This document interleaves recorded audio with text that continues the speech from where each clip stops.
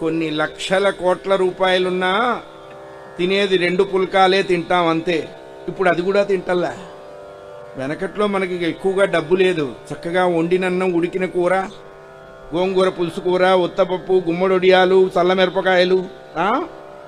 ఇప్పుడు డబ్బు బాగా వచ్చిన తర్వాత పచ్చి కూరలు తింటాం మొదలుపెట్టాం. పచ్చి కూరలు ఇప్పుడు అది కూడా పోయింది. మీరే గడ్డి తింటున్నారు? మేము ఆ గడ్డి తింటున్నాం. పశువులు అంటున్నాయిట మిమ్మల్ని తగలయ్యా, మాకు కాంపిటీషన్ వస్తారా?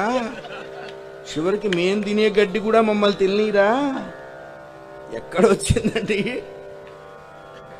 అదృష్టం? అంటే ఏంటంటే మనకు అష్టైశ్వర్యాలు అంటారే, ఏమిటి అష్టైశ్వర్యాలు? హెచ్ఎస్బిసిలో 2 కోట్లు, హెచ్డిఎఫ్సిలో 3 కోట్లు కాదు.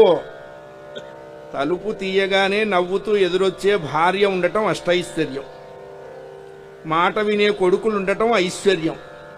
రోగం లేని శరీరం ఉండటం ఐశ్వర్యం. అప్పు లేని జీవితం ఐశ్వర్యం. క్షేమాన్ని ఆశించే మిత్రులు ఉండటం ఐశ్వర్యం. ఎవడొచ్చినా ఇంత అన్నం పెట్టడం ఐశ్వర్యం. వెళ్ళిపోయేటప్పుడు